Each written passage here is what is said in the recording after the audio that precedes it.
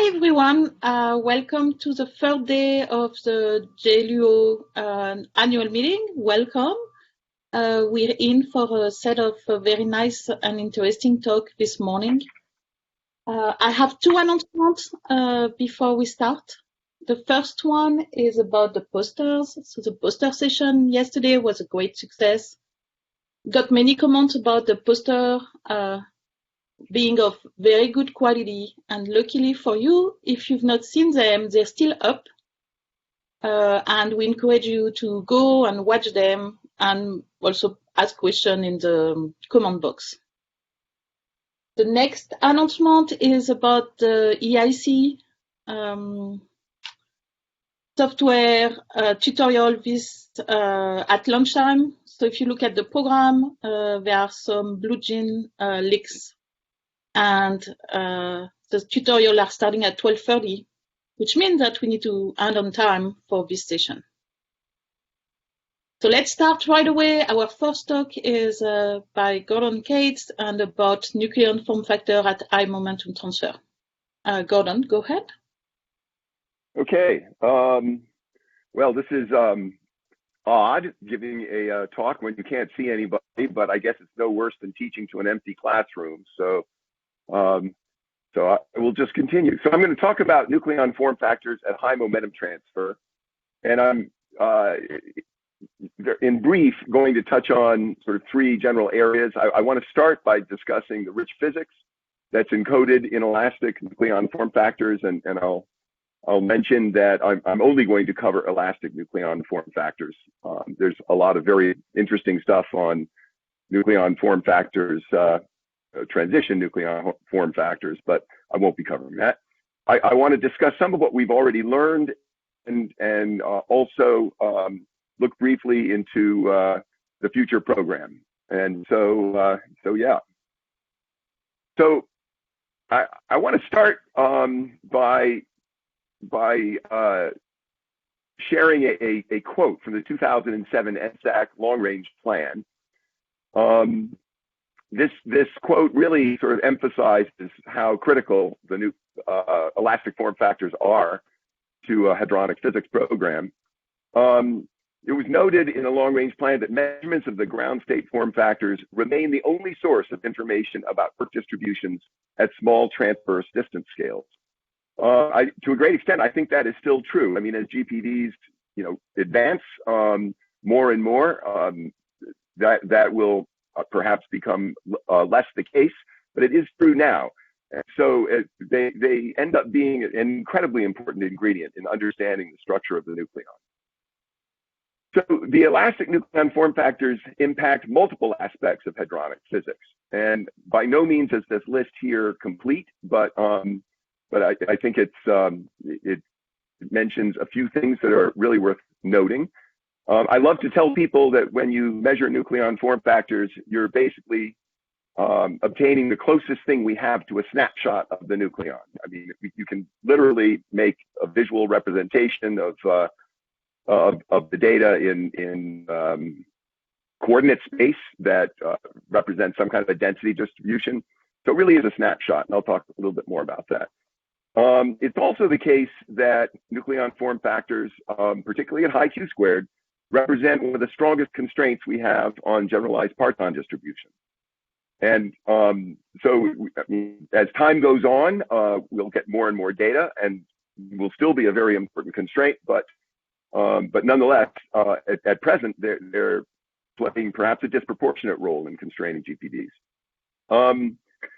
And the other thing is that by going to high Q squared, you can look at expected behavior from QCD. You can look at scaling and what sort of scaling you're seeing, and compare that to what kind of scaling one might expect from QCD.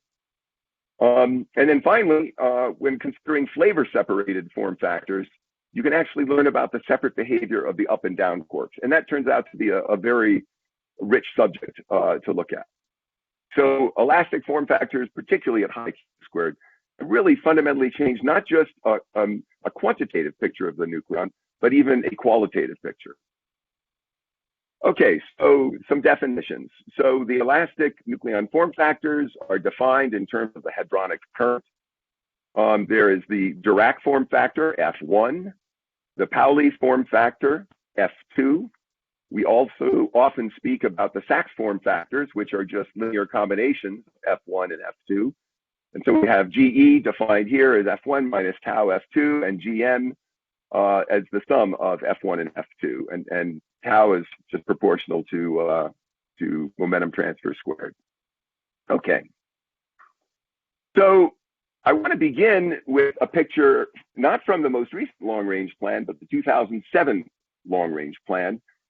I might call this a non-relativistic snapshot of the neutron. It's essentially what you get when you take a 3D Fourier transform of the electric form factor of the neutron and look at what the charge density is. Now, this picture has problems because it really is frame dependent. The density distribution you're looking at is in the bright frame, but nonetheless, at least for longer distance scales, it's quite a valid way of looking at the structure of the nucleon. I'm showing specifically the neutron because it's perhaps a little more interesting in this context than the proton. And what you're looking at is the density as calculated in the bright frame multiplied by r squared. And I hope that my cursor is somewhat visible. I'll try to not move it too quickly. Those of you that have the kind of connection I have at home, but I'm not at home, luckily. So, but what you see is that the charge density is very positive in the core of the neutron, and then is negative as you move further away from the center. And this is quite consistent with a picture of the neutron in which you think of a neutron fluctuating into a proton plus a pi minus cloud around it. So from the text of the long-range plan, these results clearly identify the neutron's positively charged interior and negatively charged halo, which one can think of as being due to the negative pion cloud. Now, this is not something that one could point to as an absolute property of the nucleon. I mean, it's a perspective, if you will. But there are ways of defining density distributions that are quite unambiguous. So this might be called a relativistic snapshot of the neutron. These things are also referred to as light front density distributions. And basically, you can think of the charge distributions that I'm showing as being the view that you might have from a light front that is moving towards the neutron at the speed of light, of course. And so from this context, in this picture, you see something that's quite different. But you see something that's quite different because what you're looking at here is, in many ways, charge boosted into a highly relativistic frame. So on the left, you're looking at a longitudinally polarized neutron. And in its core, it looks black, which is negative.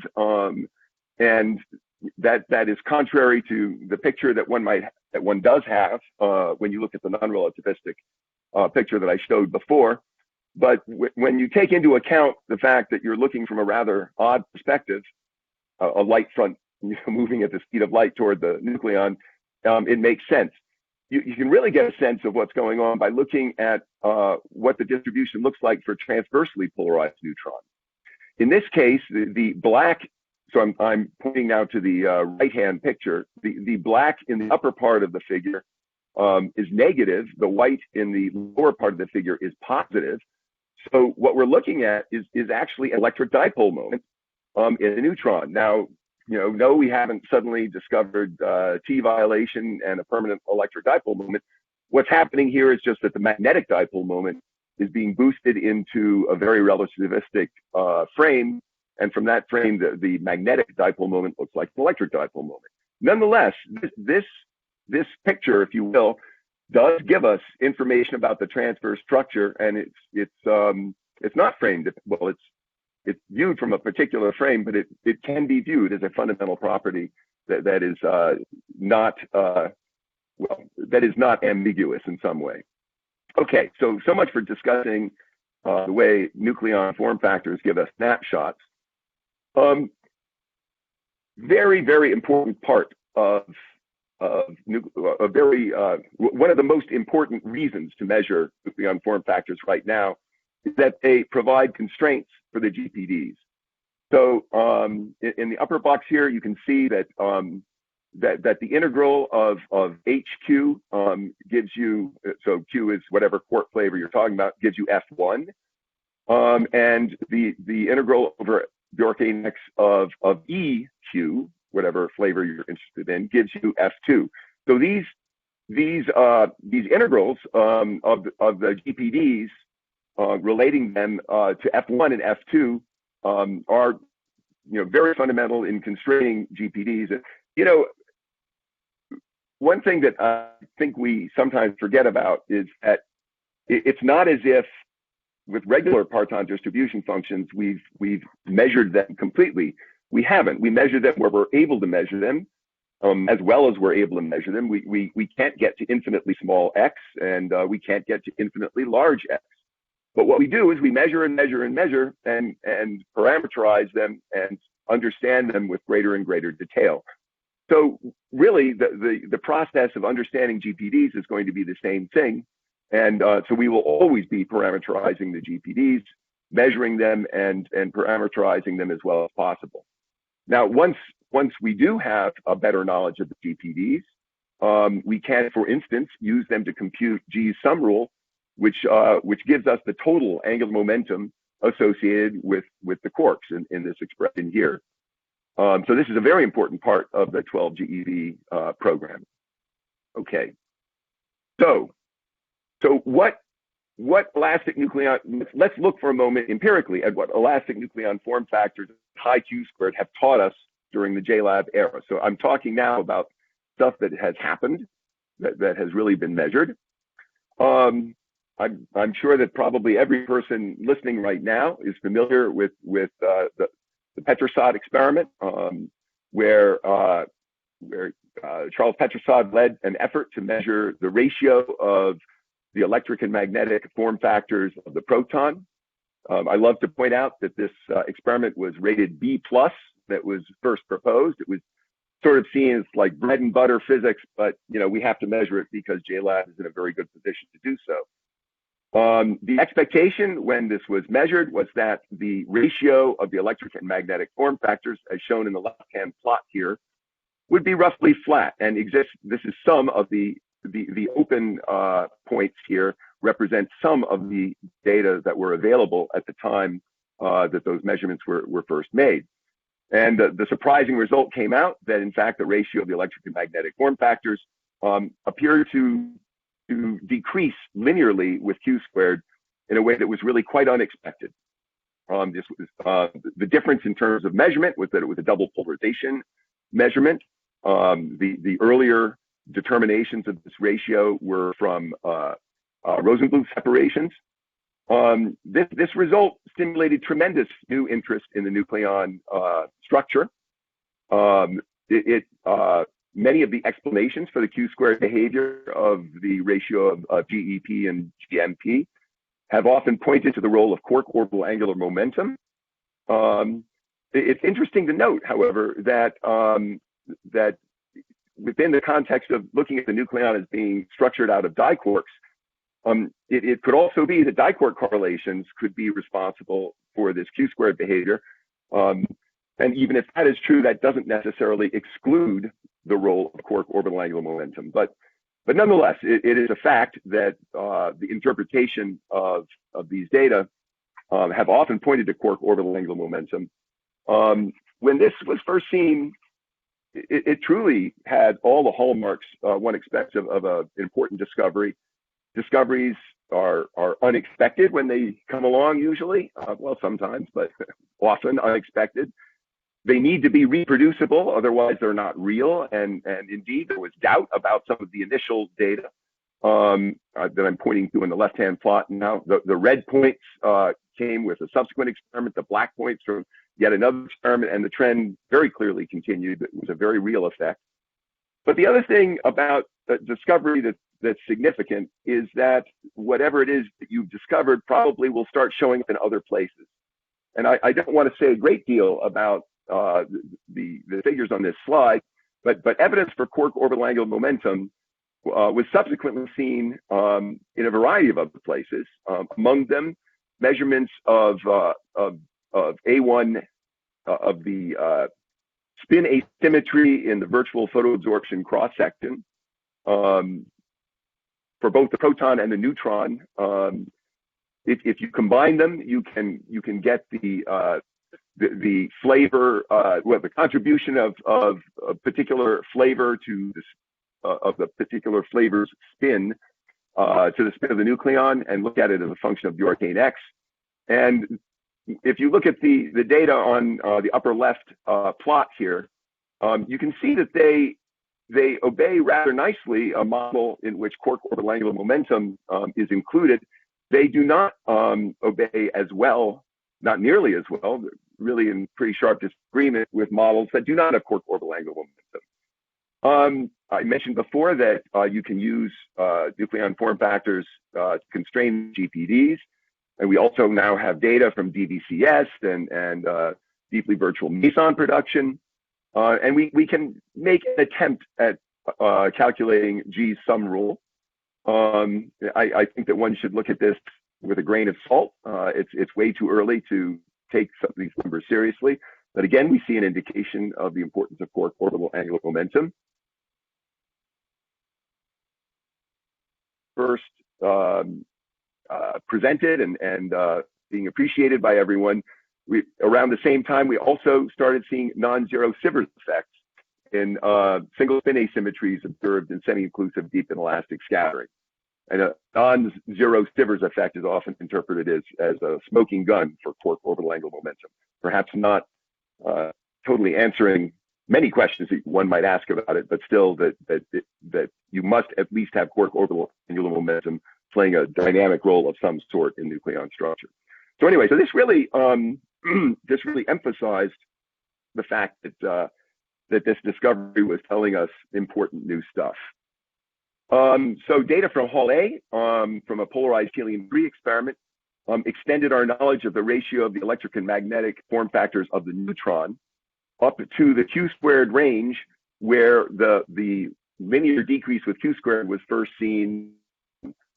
So these three data points here greatly extended the Q² range over which we understand the neutron electric form factor. And they were in moderate agreement with various different. I mean, they basically confirmed the overall theoretical picture that was emerging after the Petrosod experiment. But you can see that they very clearly favor this dashed red line here, which is the Dyson-Swinger equation Fadeev calculation. And I'll compare that, for instance, to logarithmic corrections that G published as a possible way of looking at what was going on with the proton, and also Jerry Miller's relativistic constituent quark model also predicted a decrease in the ratio of GE and GM for the proton, and also made a prediction for the new.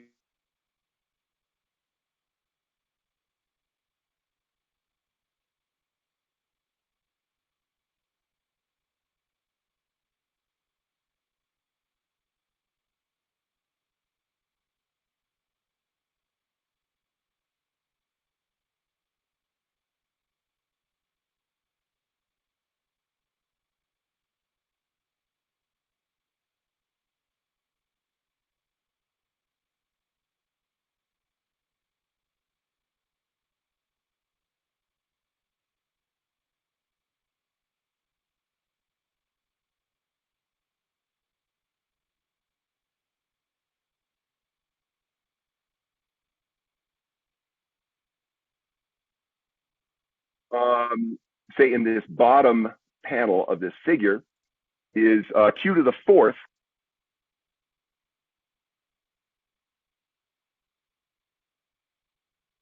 scaling that one sometimes expects for F1, probably not at this low a Q², but you would expect that at some point Q to the fourth times F1 would saturate. And indeed, that's what seems to be the case with the. This is certainly precocious scaling, to borrow a phrase from G's paper, but it is, but nonetheless, it is flattening out. The U quark, on the other hand, is continuing to rise very markedly. And another surprise is that the behavior of F2 is, when you multiply by q to the fourth, is also very similar. And you would actually naively expect an extra factor of 1 over q squared between these two in terms of scaling. So looking at the flavor separated form factors really tells you something interesting and new. And many of the theoretical models that reproduce the trends above really indicate the importance of diquark correlations. So I mentioned before the Dyson-Swinger equation. I'm sorry to interrupt you. Yeah, please. Yeah. So we don't see your slides anymore. Connection. When did they stop? When did they stop? I lost them when you were talking about the different model and you were comparing them to GE over GM. Oh, so like the Petrosov experiment? Where you had a Charles picture. That's where I lost you.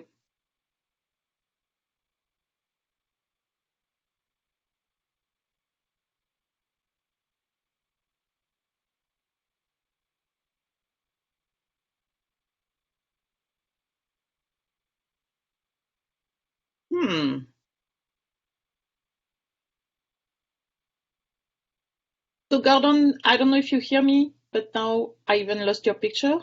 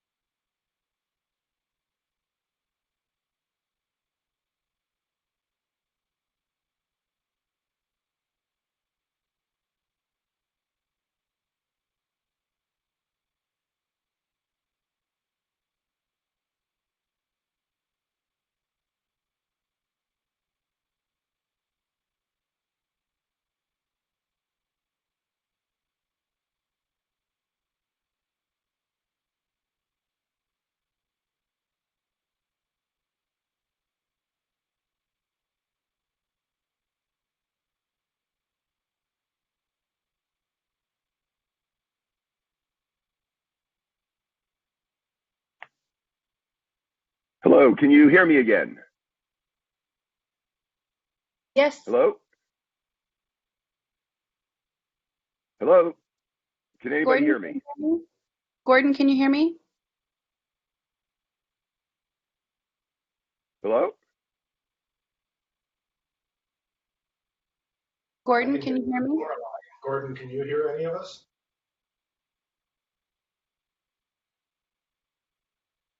I cannot hear anyone right now. So if somebody can try to speak to me if you can hear me, that would be great.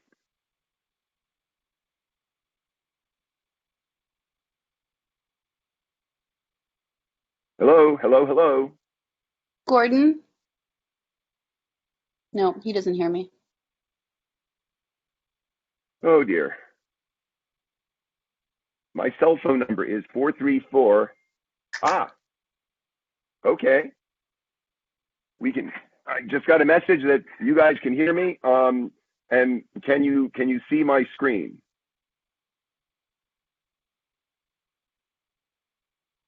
Can you see my screen? All right. Okay.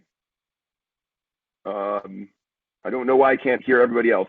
I got a message that it was the DSE slide, the last one that people could see. I'm hoping.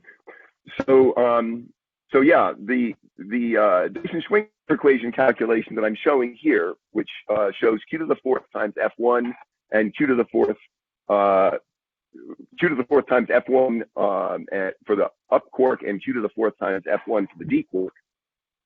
This calculation, I mean, the agreement doesn't look great, but the amazing thing about this is this calculation took place before we took our data, and it has essentially no free parameters. Really, I mean, to be rigorously correct, the size of the diquark is something that can be adjusted, but that's not a major thing. So it really produces the trends that we were seeing quite nicely.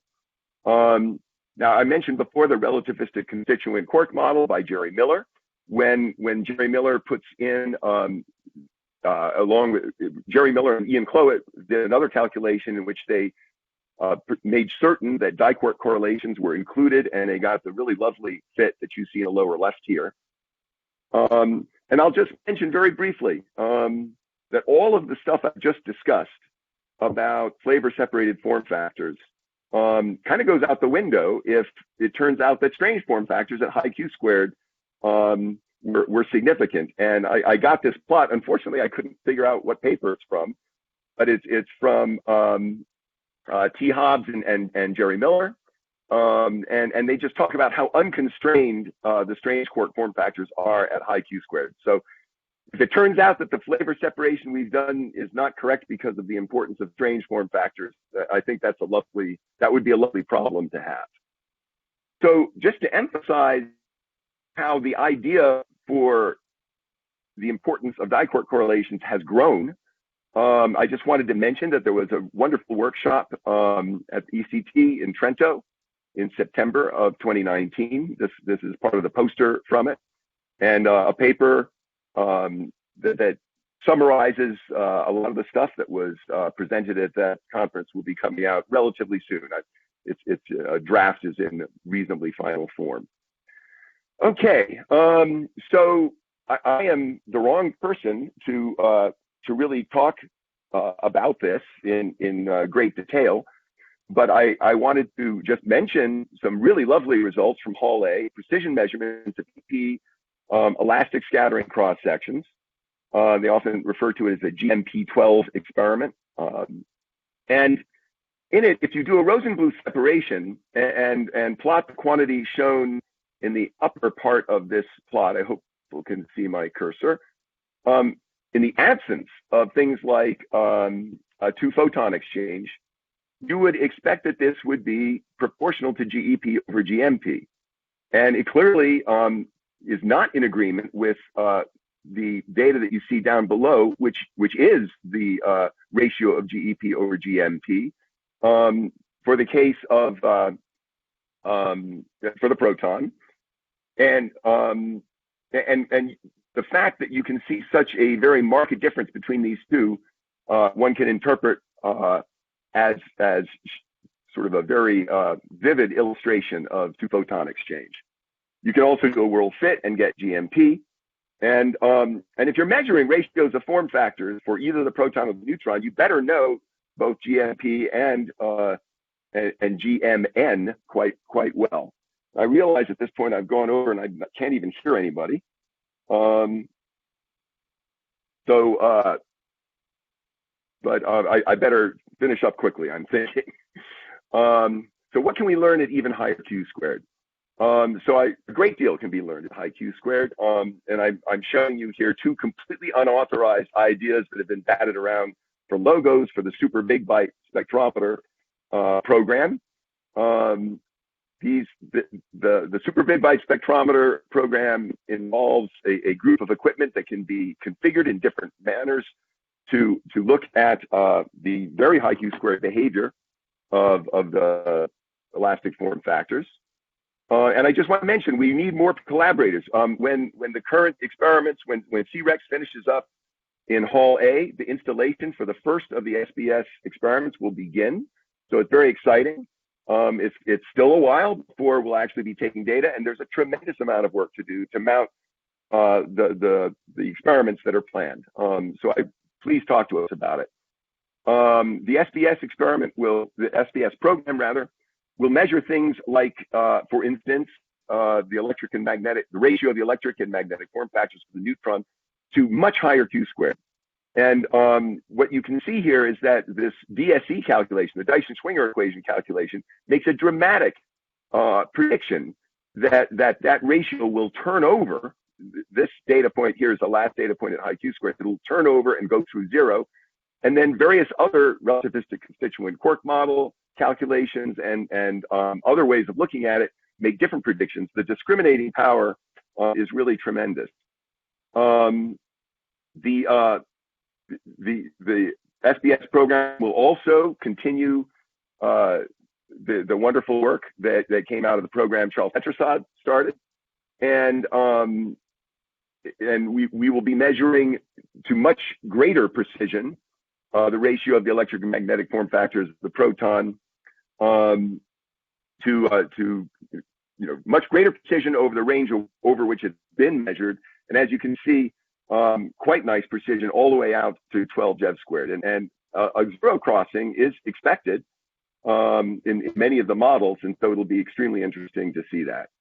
The first experiment, the one that will be commissioned after C-Rex leaves the floor in Hall A, will be the measurement of the ratio of the magnetic form factors of the neutron and the proton, which is clearly a very necessary ingredient.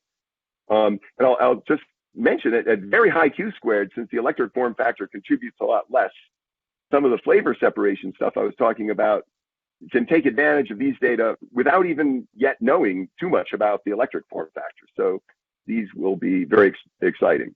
So in summary, the form factors of the nucleon have a long history of providing surprises. The existing data tantalizing directions, and I'm particularly thinking about the diquark explanations for the different factors. And the SBS program will enable precise determinations of all the elastic nucleon form factors up to 10 Jev squared or higher for some of them. 10 Jev squared is going to be the limit, I think, for the electric form factor of the neutron. So I really do think that this program has the chance of real discovery and really reshaping our understanding of nucleon structure. And I like to show this cartoon. The picture on the left here is a picture I took of sort of a cartoon of a nucleon. It's from the mural many of you will recognize from the lobby of JLab.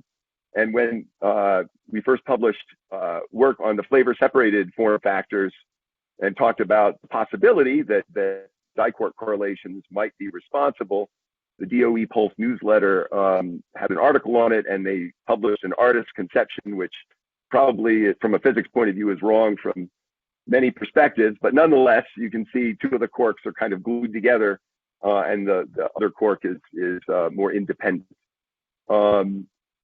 If it really it really could be that measuring the elastic form factors to very high Q squared could even change the way we draw cartoons of the nucleon.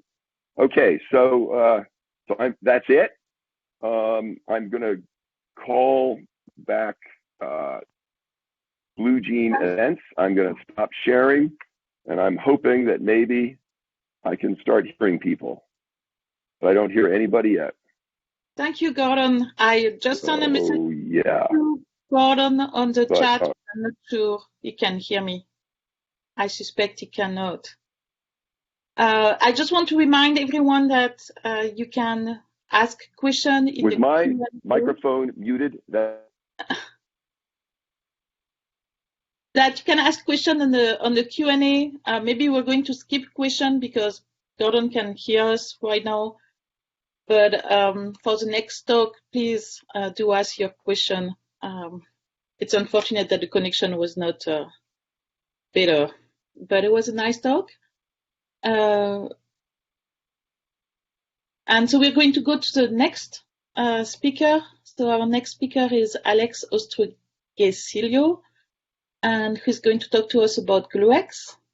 Alex, can you share your screen? Yep, can you hear me? We can hear you. I cannot see your slide yet. Yes, but it's there.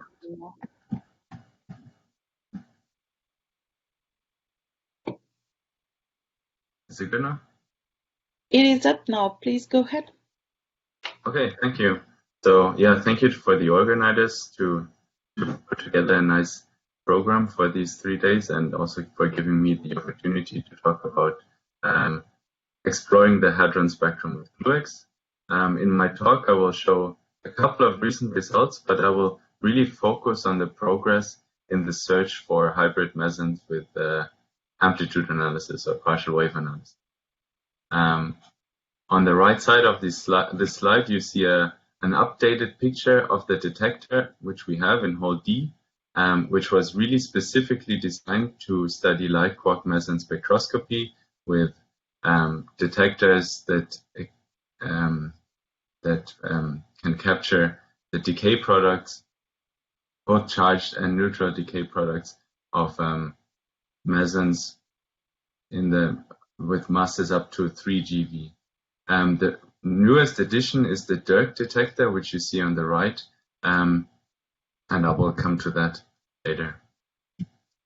So the GlueX experiment in hole D, as I said, focuses on the search for hybrid mesons.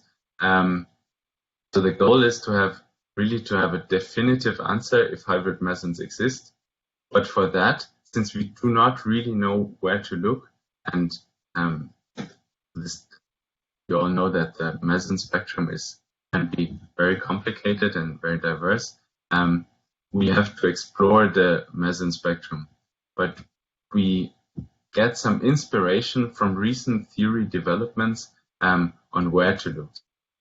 So it's not that we just shoot into the blind, but we can use a strategic approach to look specifically for states that were predicted but not so far not seen in the spectrum.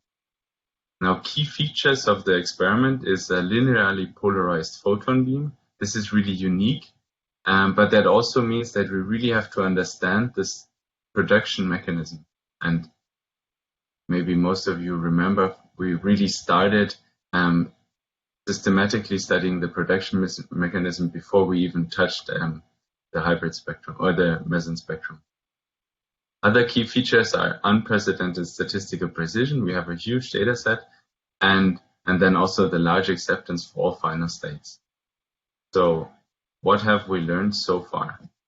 First, to show you, the GlueX phase 1 is actually already complete. It was completed in end of 2018, where we, in total, in 3 run periods, we collected more than 250 billion events, which corresponds to 3 petabytes of data. And you can see how here the trigger counter is rising over 250 billion events.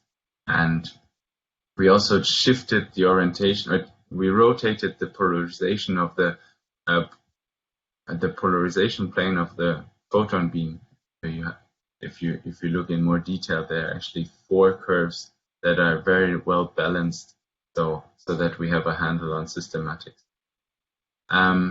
This complete data set, 3 petabytes of data, is completely reconstructed thanks to the JLUO computing farm, but then also several offsite computing sites like NERSC, the Open Science Grid, Pittsburgh Supercomputing Center, and Compute Canada, and is currently under active analysis. But we didn't stop there. This spring, we actually started GlueX phase 2. This has, and this uses a detector upgrade, so that there's an addition with the Dirk detector that improves particle identification capabilities.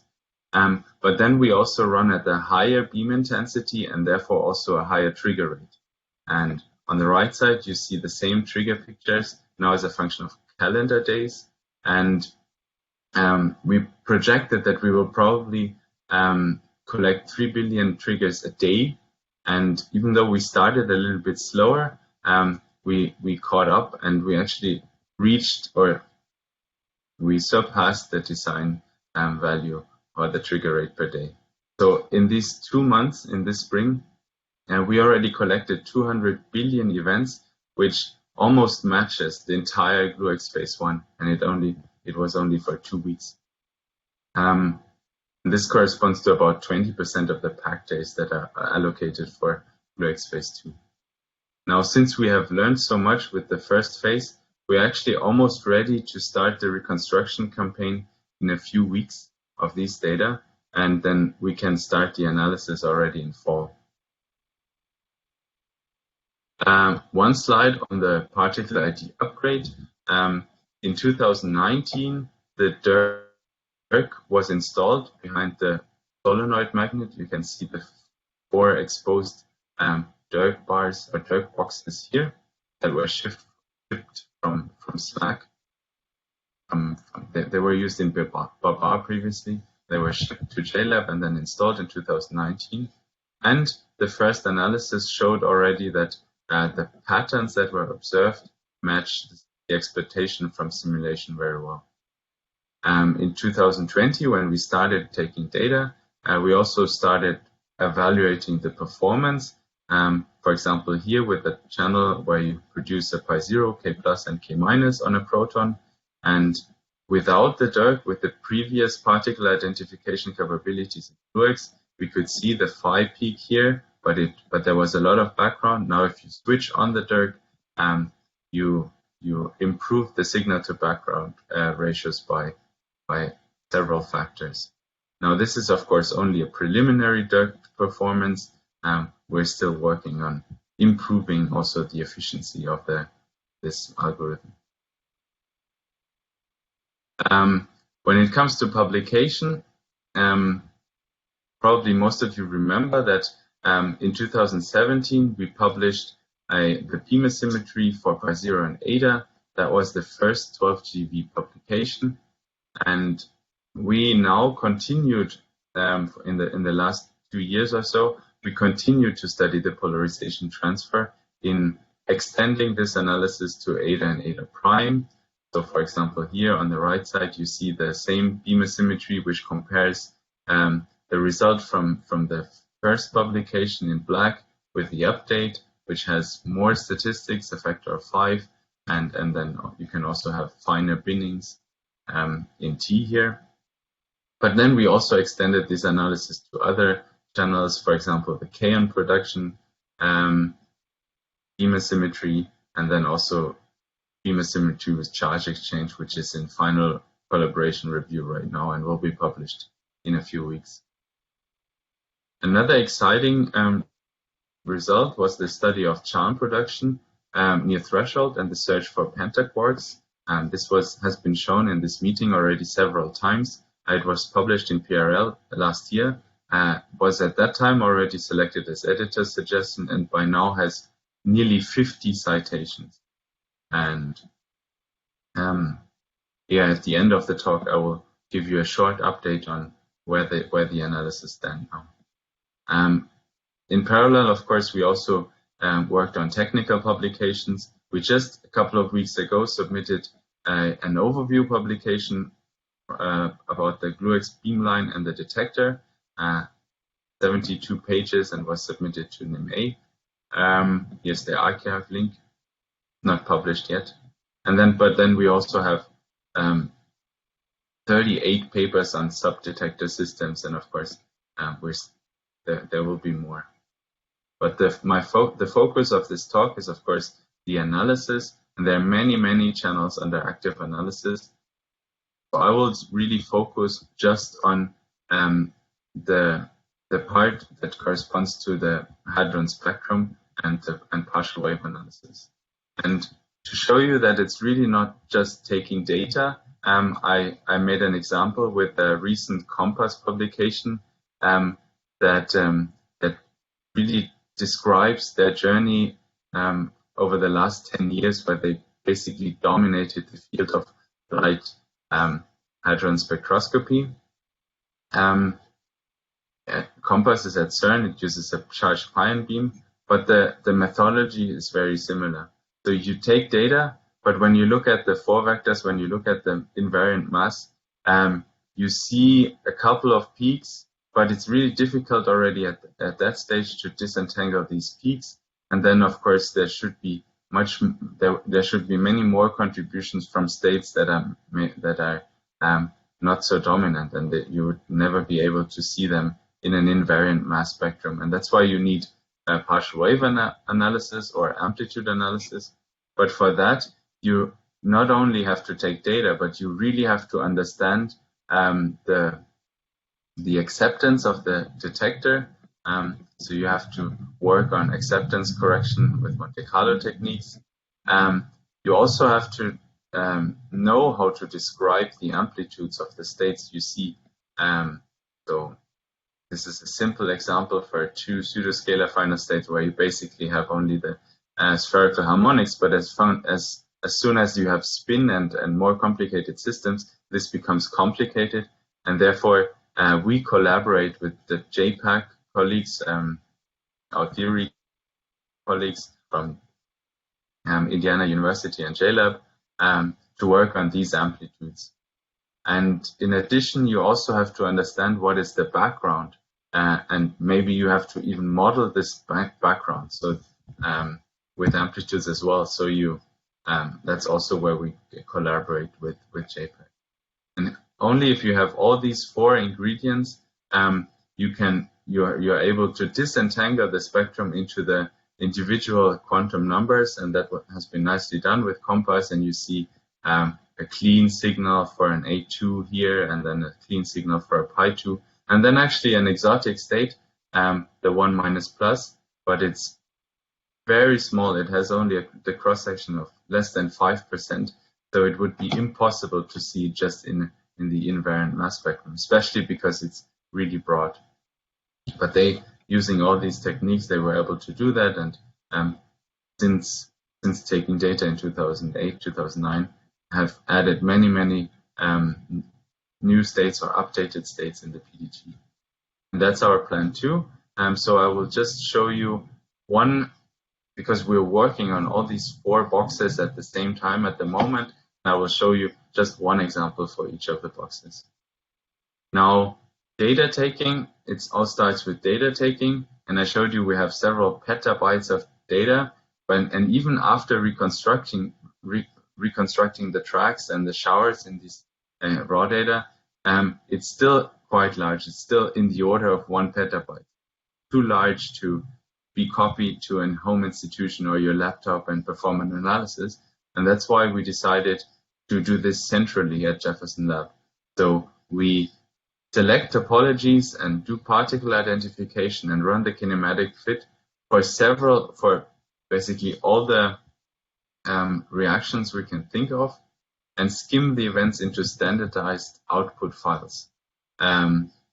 Standardized means that they all use the same format, so that if an individual analyzer requests a channel, other people can use the data because it's standardized. And since this was so successful, we even implemented an online form so that student can come in, saying, I want to look at eta prime pi 0 final states.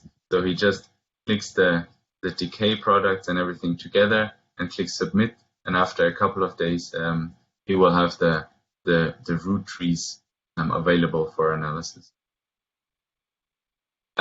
With these many final states, we're able to do a survey, complete survey or maybe not, really a survey of final states, because already in the GlueX proposal there was this sentence that some phenomenological studies and some predictions from theory say that there might be the possibility that the photo production cross-section for exotic mesons is really large. It's comparable to those of conventional mesons. And if these states would be narrow, we would just, maybe we should even see them just in the invariant mass spectrum. So we look at many different final states, multi-body final states like eta pi plus pi minus. I picked as an example here, omega pi 0, where you see known resonances, but so far we have not found evidence for narrow exotic states. And this already rules out certain models that were used in the proposal. But of course, we still continue to study these many-body final states. We will also look at the known states, and maybe we will be able to determine their properties better. And then we have not given up, of course, on these exotic states to see them just like that. To dig out smaller signals or broader resonances, of course, I mentioned before, amplitude analysis will be necessary to dig these states out. Here we also profit from the collaboration with Lattice QCD, because through really recent advances where they can study not only stable states but also decays and dynamics, they can provide a viable path to make predictions about the hybrid spectrum that we can directly test. So that's the idea. To evaluate the simulation, which is also an important ingredient for the partial wave analysis, we are at the moment studying differential cross sections, and for that we even took a special data set with lower photon beam energy between 3 and 6 GeV, so that we have overlap with previous experiments and can also better compare to model predictions that are available at lower energies. Here are two examples for the cross-section of an ADA production. In here, GlueX is blue, and you see the overlap with the red points of class, even though our kinematic domain is a little bit different, but there is overlap. And then we also can nicely compare to theoretical models like ADA might here. And on the right side, the same, but for pi0 production as a function of t, you see the class points in blue and then GlueX points in black that nicely overlap with the previous measurements, and then also confirm and compare nicely to the model prediction. So this will give us confidence on our Monte Carlo simulation.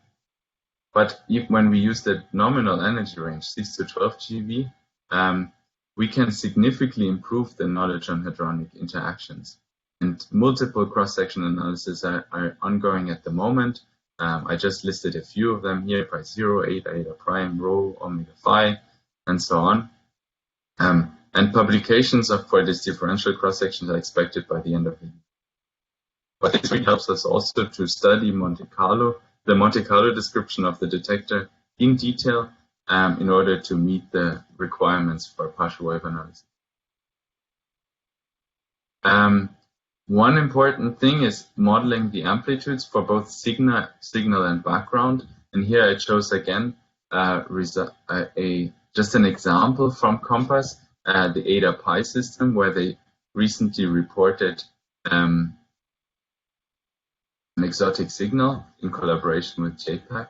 And that's why this channel has a very high priority for GlueX. We have a large data sample, and we also have the advantage that we can look at multiple decay modes. We can look at eta pi minus, we can look at eta pi 0, so neutral decay modes. We can look at eta decaying into 3 pions or 2 gammas. So there's multiple decay modes that we can study and get a better handle on systematics. Therefore, so we collaborate with JPAC on the polarized photo production amplitudes. This is something that basically hasn't been done before, partial wave analysis with a polarized photon beam. So we had to develop the amplitudes, not from scratch, but invent a new formalism.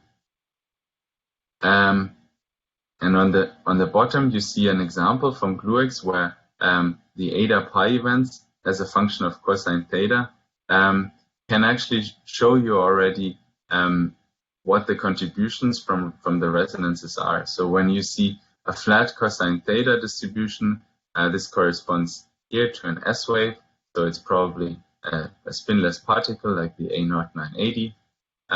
While if you see 2 bumps here, it corresponds to a D wave, so it's a spin 2 particle like the A2 1320. Now, a problem is that when you have a small exotic signals, this was would have the signature of an asymmetry between positive and negative cosine theta. But there are backgrounds like double redshift production, so you don't produce just a resonance, but you more a production mechanism like this, where you scatter pion and you produce an eta, and the eta scatters off the target. This can actually also produce similar signature, like an asymmetry, forward-backward asymmetry. So we really have to understand this background contribution as well. And this is also something that we're working at the moment with JPAC to describe this, these other production mechanisms with amplitudes as well. This is to avoid simplifying assumptions, like has been done in the past, where you just cut away the high mass and to say you want to restrict yourself to this graph. Okay, just to show you first partial wave analysis results, really preliminary, but just to show you that it is possible with the tools we have right now. This is again the eta pi minus system, now just one-dimensional, where you see the A0 and the A2. And if you perform a partial wave analysis, it's possible to extract a really clean signal of only the A2 in the D wave. And this is a master independent analysis. That means every point here is a separate fit. So there's no assumption on the resonant behavior. This really just comes out model independent. So it's working, but it's really ongoing work, and you can expect results within the next year or two. Another example is the moment analysis of the pi0 system. Similar idea, you have a spectrum, you decompose it into S waves and D waves, and then you see that the D wave only has the F2, while the S wave has a more complicated structure, because there's an F0 500, there's an interference with the F0 980, and there might even be higher F0 states in the spectrum. But also this is really preliminary or ongoing work. One analysis that uses the full chain, that uses all the ingredients, is the analysis for vector mesh and STMEs. Here you produce not a complicated system, but just a vector meson like O that decays into pi plus, pi minus. And then you can use the spin density matrix elements to describe the angular distribution of production and the decay. And if you have a linearly polarized photon beam, this provides access to 9 linearly independent spin density matrix elements. So you describe your system with sort of an amplitude that is a function of 3 angles, and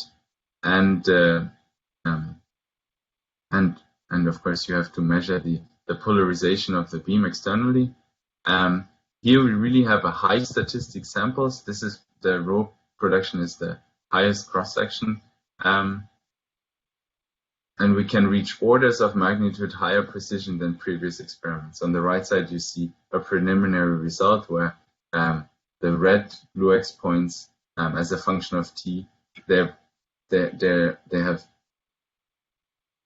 the error bars are basically systematic limited because there's so much statistics, and we can do very fine bindings, and we improve the knowledge on production mechanism like this greatly. When you compare the results from SLAC in green, these were still all over the place.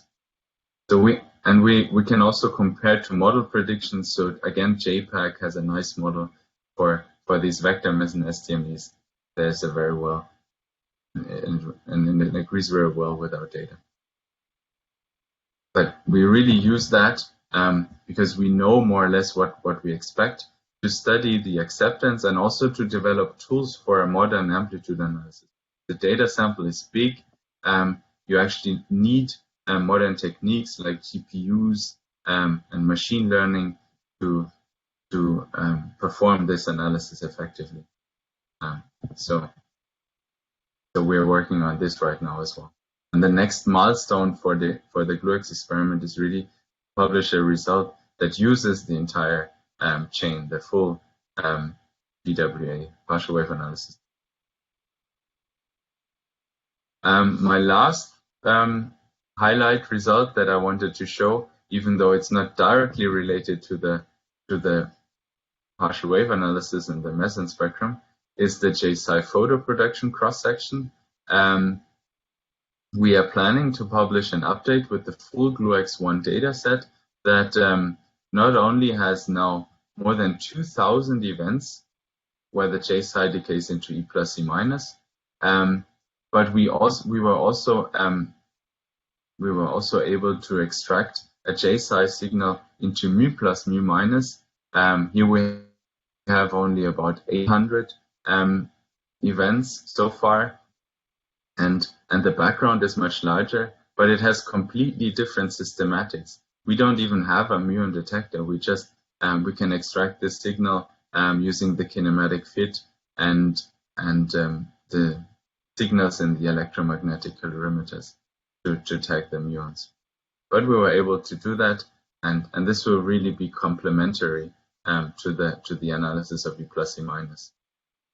With this much larger data set, we will be able to study the differential cross-section near threshold in much more detail than previously. So on the right side, you just see a projection which compares the red points, which are the points from our first publication, with the statistical uncertainties that we anticipate with the new data set, with the increased data set. So you have a much finer binning and smaller error bars. And this will also improve the search for pentaquarks. That was part of this study. So as a summary, the full phase 1 data from GlueX is under active analysis, but we also started to take a new data sample from phase 2, and this will grow. We had several publications in the last year, both physics and technical, and now we really shifted the full focus onto amplitude analysis.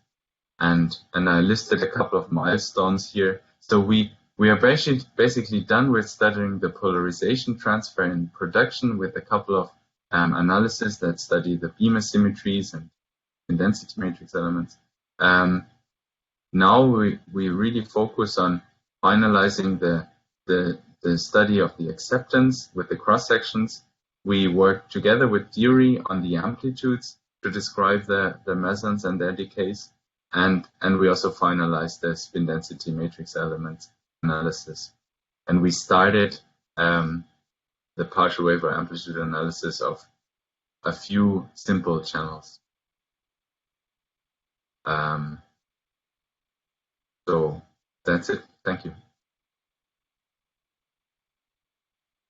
Thanks, Alex, for the nice talk.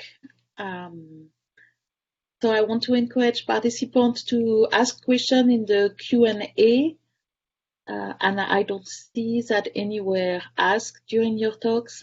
I wanted to ask you, so you say your phase 2 data taking is going on. Can you, maybe you mentioned it and I did not hear it. How much data do you still have to take? So far, I've taken about 20% of the allocated pack days, which is, I think it's 200 in total, and we have only used about 20% of that. With the scheduling in the next years, it's a little bit difficult because to say it right now, because there are also other experiments planned in Hall D, so we don't know exactly when we will have the complete phase 2 data set in 2, 3, 4 years, something like this. Thank you. Other question in the Q&A? Oh, there's one that just came up. Can you see them, Alex? So Jim Fast asked, do you have statistics to get the pi 2s for the production cross-section?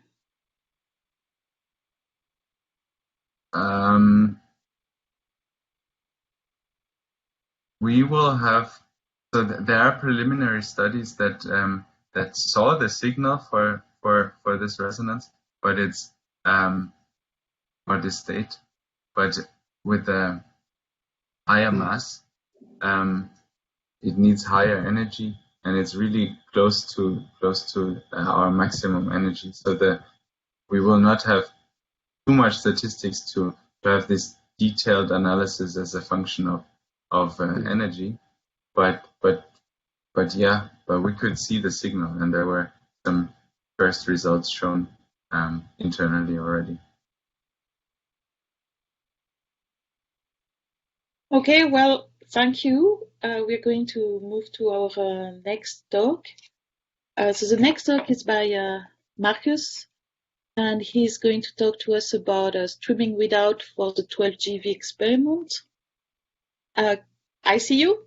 That's good. Can you share your screen? Yes.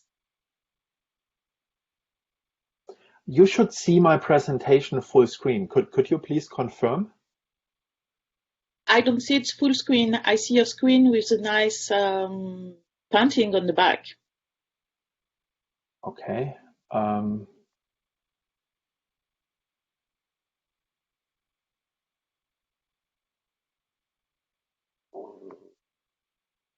What about now? Yes. Do you see it full screen, Lorelei? Yes. Lorelei? Yeah, okay. I don't see it, but maybe it's just far to come to Ohio. So please go ahead. Okay. Thank you very much for giving me the opportunity to present streaming readout for JLab 12 GeV experiments. I will give a brief introduction to streaming readout and then give an overview about the streaming readout realization at the 12 GeV science program. That is a joint effort by experimental nuclear physics, the fast electronics groups, and scientific computing.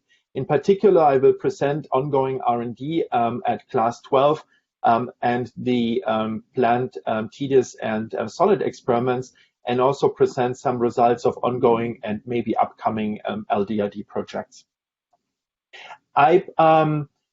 What happened over the last decade that there have been remarkable advances in electronics, computing, and software.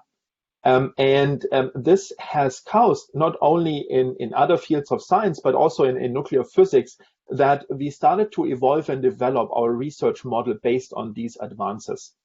So, yeah. The slides aren't advancing. We just see the what looks like a painting. Oh, that is okay. So,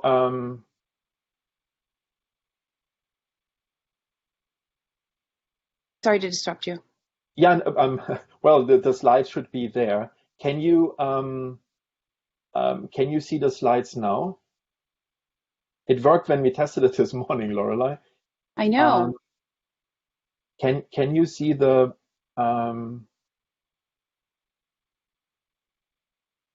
I can only see, oh, now I see the background again.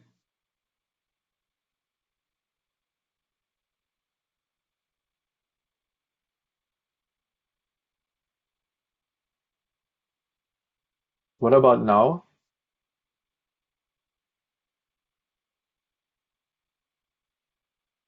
No change for me. I'm sorry about these problems. The only thing which I do is share screen. I see my screen with the background and with the BlueJeans window, and I click on start sharing. Can you make sure the talk is in the front? Mirroring setup or so? Yeah, Are you mirroring multiple screens or? Yes, and it also tells me BlueJeans event is sharing screen 1. I have 2 screens. I switched to both of them. Doesn't apparently change anything for you. So maybe someone should try to share your screen. I I'm a little bit hesitating to share the screen myself because my connection is not great. Yeah, I fail to understand what is different than this morning. Please let me know if you see something. You should. I'm just more or less repeating the steps. So maybe I'm going to try to share your screen, and Yeah. we see if that works better. Yes.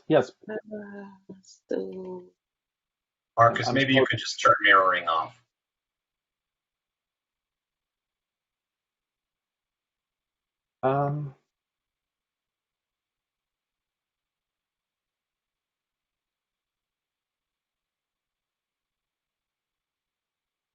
Does this change now something for you? Yes, it appeared to change. Do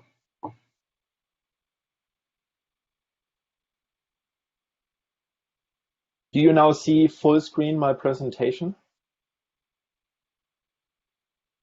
No. on my side, I only see black.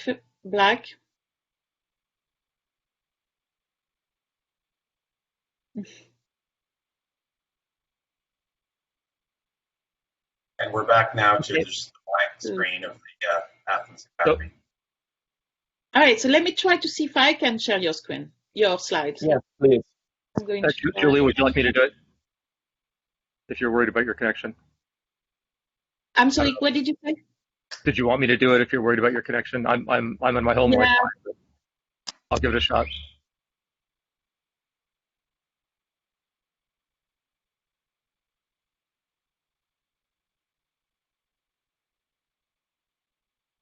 Is it visible?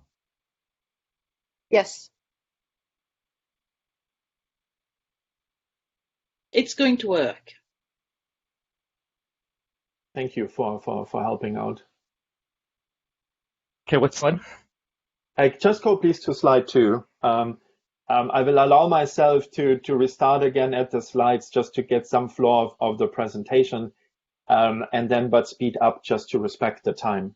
So in science and industry have been remarkable advances in electronics, computing, and software over the last decade, which started nuclear physics, among other science, to involve and develop a research model based on these advances. The role which computing has played is that the way we process the data from data acquisition to analysis at our experiments is largely shaped by the kinds of computing which has been available. What we are familiar is regarding readout are trigger-based readout systems. Advances in electronics, computing, and software give now us new possibilities and paradigms, where one which is being discussed is streaming readout systems. Could you please go to the next slide?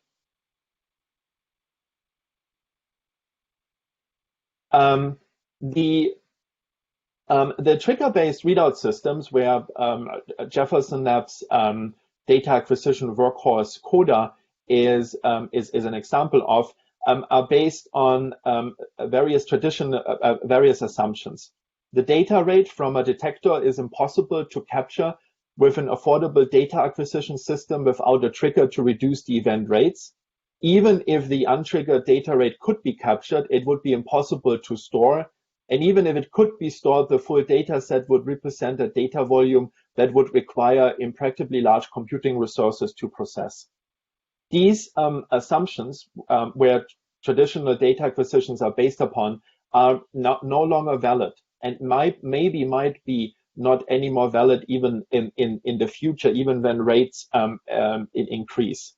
So this allows to think about new models and overcome some of the limitations in trigger-based readout systems. For instance, a bias to low energy particles, that these systems do not well with event pileup, and that they are not ideal for complex general purpose detectors. If you could please go to the next slide.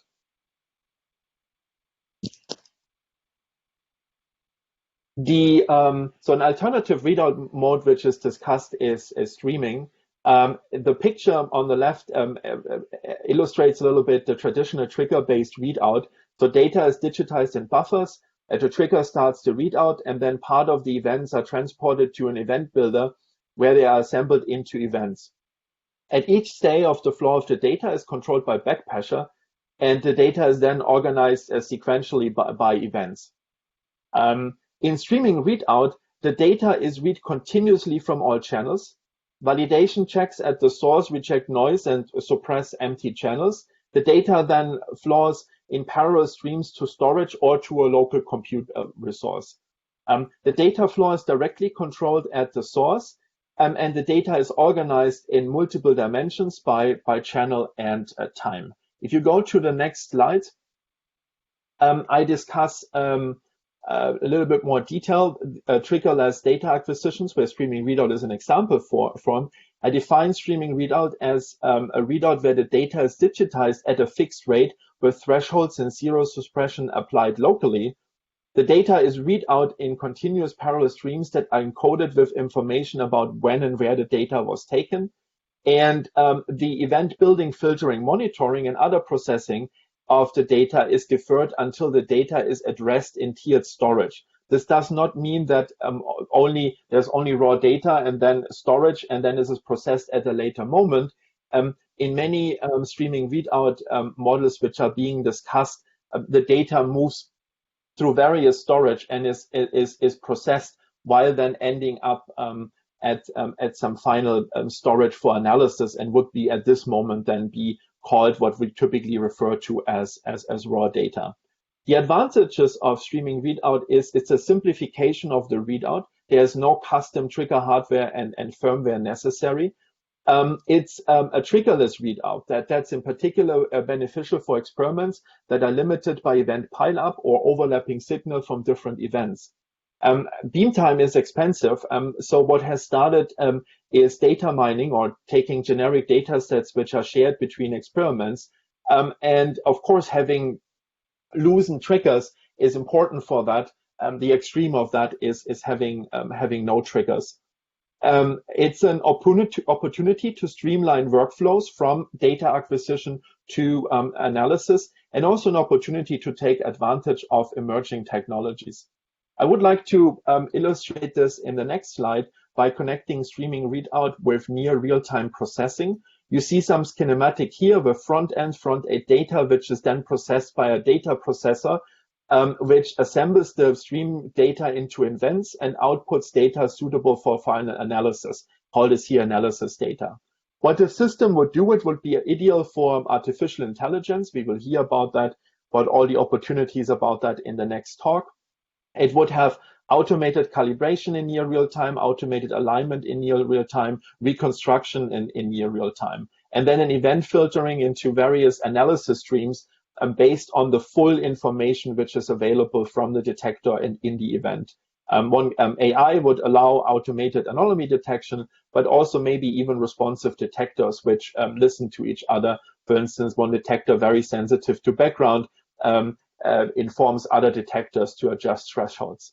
That is not science fiction. That is something which is currently being used, for instance, at the LHCb experiment, where they do a real-time processing for this very charm-based experiment. And one of the opportunities and one of the workflow improvements which are possible with streaming readout. This is also integrated here. So this is this whole picture where one then integrates data acquisition analysis and also theory, which would have at a very early stage access to the data. And that would bring us to a research model with seamless data processing from the data acquisition to the analysis. We already see at all experiments a blurring of online and offline analysis, and one can really involve that into a near real-time analysis. The requirement then here is not about necessarily building the best detector, but by building the best detector that supports streaming readout and fast algorithms for alignment, calibration, and reconstruction, with, of course, huge advantages for the research model. In the next slide, I'm now on slide 8, I will talk about the realization of streaming readout, which is a joint effort of scientific computing, fast electronics, and nuclear physics, ongoing projects in Hall AC, Hall B, Hall D, and also being discussed for the electron-ion collider. For the existing trigger-based, on slide 9, for the existing trigger-based readout systems, the fast electronic groups provides the FADC 250s and FDP. FADC's 250 is a 16-channel, 250 megahertz, 12-bit waveform sampling ADC. It's based on a VME readout, and there are an order of 1,000 modules in use at Jefferson Lab, mainly in class 12 and GlueX, where we just heard an update about. The VDP is used to send the FDA hits, charge and time out. About 50 models used at Jefferson Lab, used in various kinds of trigger application, calorimeter cluster reconstruction, general purpose timing, and geometry coincidence applications, and of course global trigger bit processing.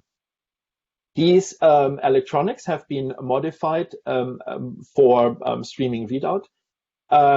So initial tests have been done on the FADC 250 to give pulse integral charge, and with a timestamp of 4 nanoseconds. As the ADC firmware is not anymore needed for event building, that frees up additional resources. So there's ongoing work for in the next several months to improve certain features. For instance, high resolution timestamp and charge. Beyond is going from the 4 nanosecond timestamp to really sub nanoseconds at a raw pulse waveform, and also at pileup detection.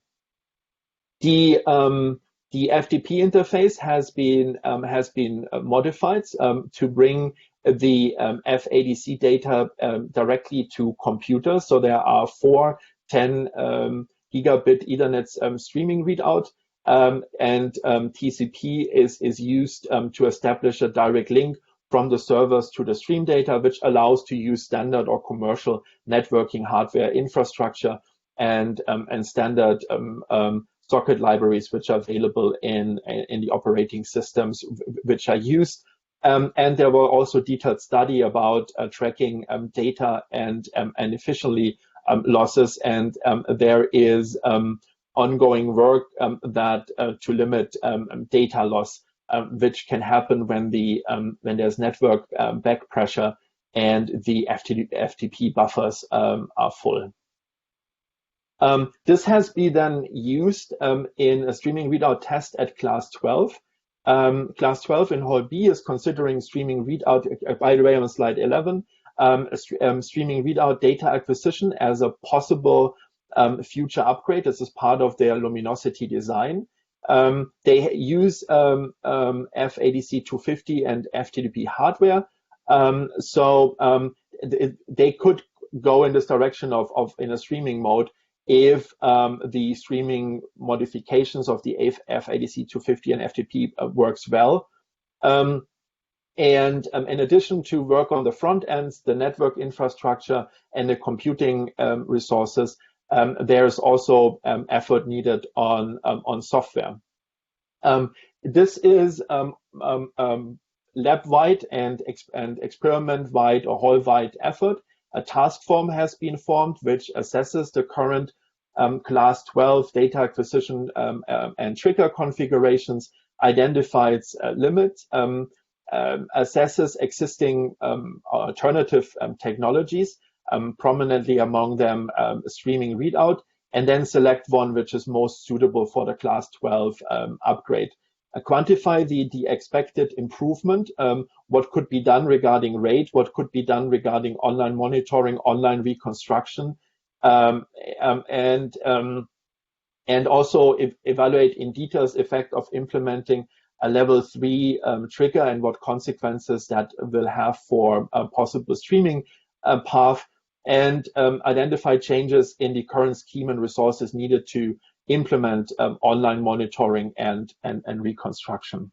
A test has been done in slide 12 using class 12 forward calorimeter. So there were two VME crates, each with 2 10 gigabyte optical links. There were in total 336 channels, involved 11 of the modified FADC 250 modules.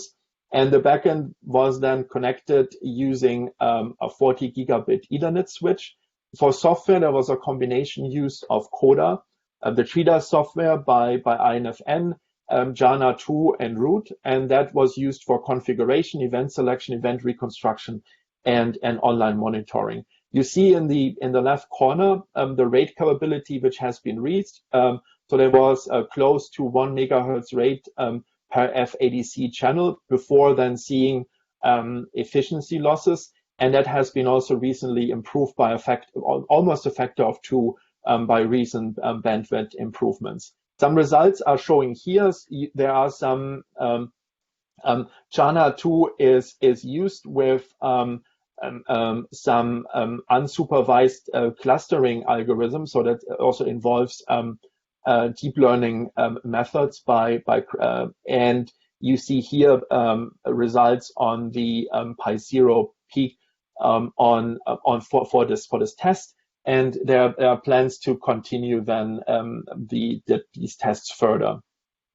The scientific as not only electronics, but also software is needed. The scientific computing group is preparing an environment, slide 13, by the way, an environment for real-time streaming, acquisition, and processing. That is a system that will process streams of continuous data at scale over distributed heterogeneous resources. The aim is also to do this in near real time. It's designed with the microservices architecture, which many of you are familiar with Clara, within a flow-based programming paradigm. I will in the next slide illustrate this. This project is based on the existing CODA, Clara, and Jana 2. All of these projects have experience and lesson learned during many years of operations. In case of CODA, 25 years. This it also will allow to do high-speed data acquisition coupled with distributed multi-threaded data processing. And the idea is to allow easy integration of existing and upcoming offline software into the streaming system. If you go to slide 14, there you see that data stream processing pipeline. These red dots indicate microservices.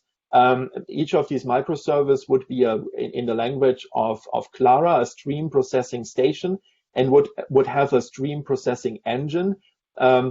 This is where you would put in programs or algorithms which operate on the data, and then you see that you have these raw data stream which flows over existing stream transport pipes through the system, and there would be various then in-memory data leaks where then the system would be buffered. Of course, one could also think about fast storage, and then until the end, the data is being stored. On slide 15, some thoughts are shared among the design of this system. So the idea is to have a small and independent code base and reinforce maximum independence and isolation of functional components. Make the system fault tolerant, have really no other dependencies other than data. And as this is streaming, there's a loose coupling among all of these components, so that this system can also run on heterogeneous hardware and software in infrastructures. The evolvement will be, or the development will be done in an agile manner, so that this allows changes of requirements. Requirements will change the more the system is used by experiments, and the underlying computing environment changes. there might be errors or even security breaches in such a system, new equipment is added, or there are overall improvements of the software. From the beginning, technology, software and computing technologies develops very rapidly, so encourage also contribution and inclusion of new technologies. In slide 16, this is the test setup which has been used for the whole B streaming test. You see here the readout of these forward calorimeter with the FADCs and the modified FTP for streaming. And then they come into the RSUB framework, where then the various streams have been aggregated and have been processed, and at the end, events have been recorded. For the stream processing, JANA 2 is used, which then allows to use existing C++ or Python code for the reconstruction. Slide 17 shows that not only class 12 Hall B is thinking about streaming. There's also a streaming readout prototype for the TAC Deep Inelastic Scattering Experiment, TDIS, that will be done in Hall A. The idea is to measure at high W squared and Q squared electron meson scattering events. And there will be a gem-based multiple TPC. Will have, as you see here in the illustration on the right, five segment, which will be used for the detection of low momentum spectators. The drift time is reduced with this design of these multiple TPC, and so this allows for both triggered or streaming readout. The streaming readout has been tested based on SAMPA chips. These is some novel front-end ASICs which have been developed for streaming readout of the gem-based Alice TPC. There are ongoing tests to study the gem pulse data and a stream of this data continuously. Preliminary tests show that one can stream a triggerless gem data, 768 channels, in both readout modes of these SAMPA chips with 45 gigabits per second. Next steps will be the inclusion of the Felix hardware for the readout of the gem data, and then integrate the Felix hardware and software into CODA. Slide 18 summarizes streaming readout considerations at Solid.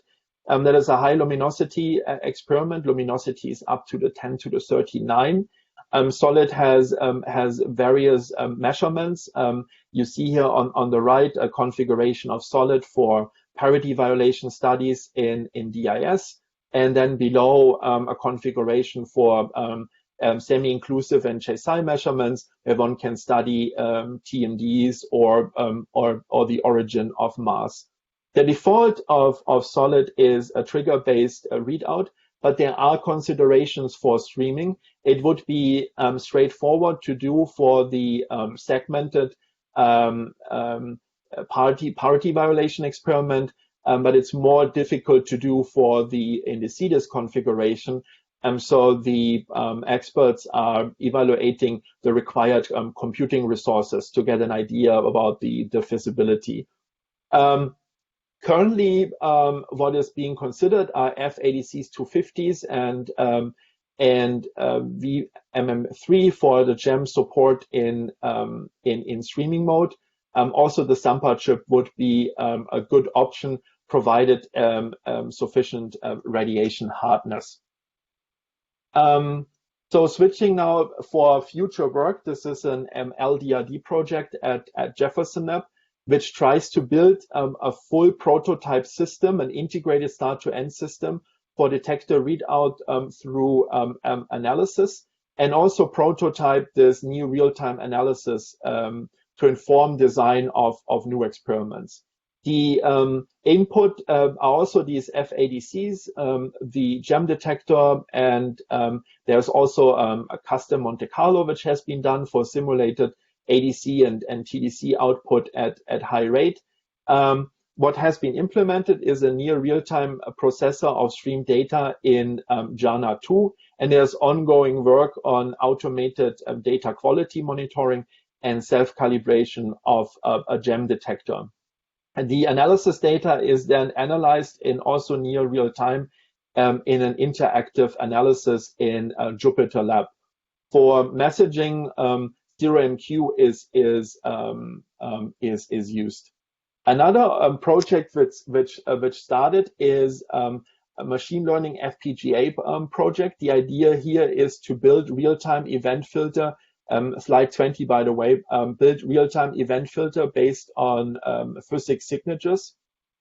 The work has started, so the setup will be used to identify and optimize neural network algorithm and topology, which again can done real-time FPGA applications. The idea is then to use that in beam tests in Hall D with a GEM TRD prototype. And also calorimeter prototypes for PID detector to estimate the performance. The test results will then allow to calculate the resources scaling for large-scale experiments. The technology might be interesting for solid EIC, but then given performance and price and the results of these feasibility studies could be also interesting for current experiments, class 12 and GlueX. The system is using the Vivado system for high-level synthesis, where you can write your machine learning code, your neural network, train it, and then put that on the FPGA, where the framework already helps you with various of these tasks.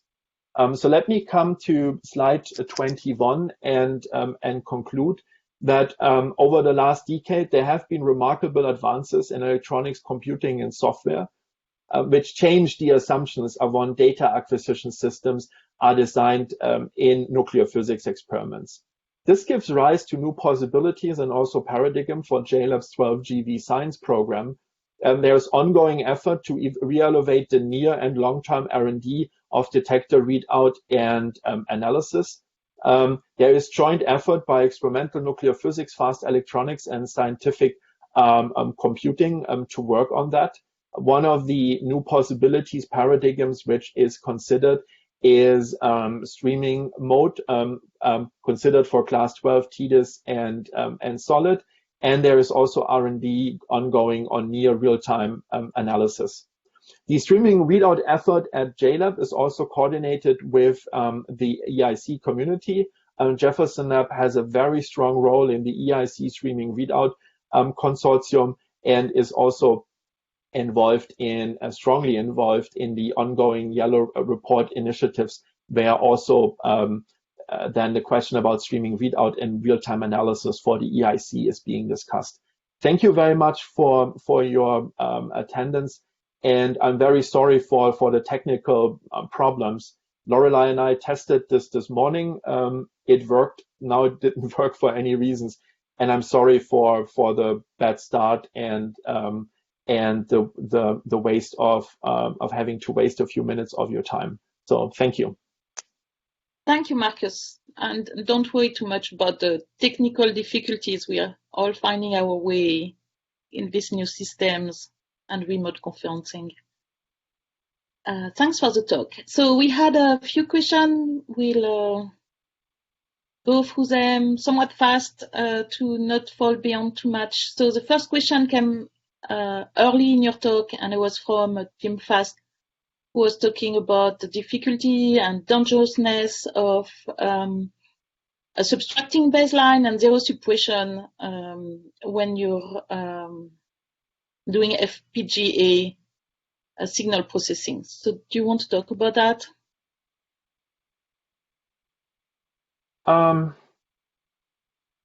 Let me read the question. Yeah. Oh, and it's in the pile up, of course, right? Yes, and streaming would of course help with the pileup, because you would just stream the data fast away from the front end. So streaming mode is expected to solve, or not solve, but limit that problem.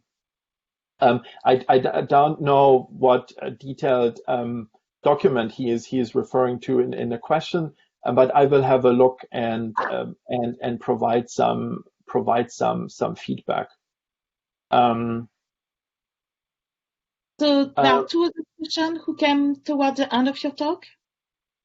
Yeah, let me just go through the questions. The another question was about the real-time calibration and databases which will be required. Okay, so one, in streaming readout does not necessarily imply real-time analysis. This is of course an add-on. When one goes this add-on, then the real challenge is how to do calibrations in real time.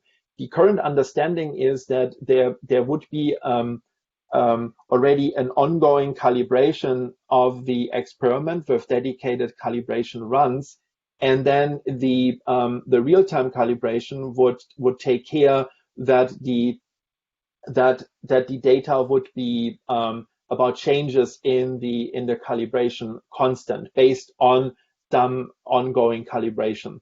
Then the full data would also go to storage, where one can later on recalibrate. There are certain models discussed how to calibrate in real time, where one typically needs larger samples of data to do the calibrations. One thing is to really optimize the detectors to allow very fast calibrations on small samples. The other possibilities is to continuously improve the fit. So that, and it means the calibration would improve over the data. But this is ongoing. This is ongoing R&D, and the tests will show how well this works with realistic with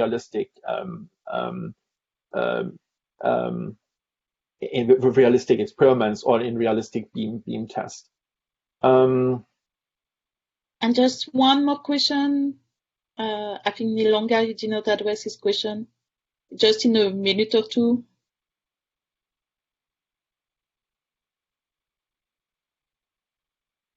Yeah, of course, this is a possibility. So to run streaming but apply a hardware level FPGA generated trigger imposed of the data. Yes. So one can have a software trigger. One can have hardware triggers. All of these systems are being used, and they're not being used, but being discussed, and there are also use cases for that.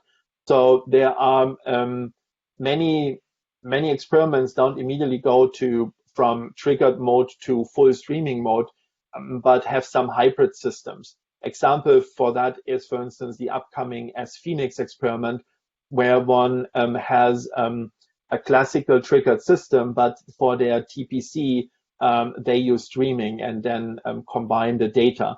Also for EIC, there is the idea to start with a hybrid system, and then the more and better the system is understood, then go to just full streaming only. But yes, these are all possibilities. Thanks for the questions. Okay, thanks a lot to all our speakers for this first part of the morning. Thank you for your grace in dealing with the remote conferencing awkwardness. We really do appreciate, and I'm sure if all the participants could be here, we will give you a big round of applause. We're going to take a 5-minute break, so that means we'll come back at 10:51. And yeah, let's take a 5-minute break.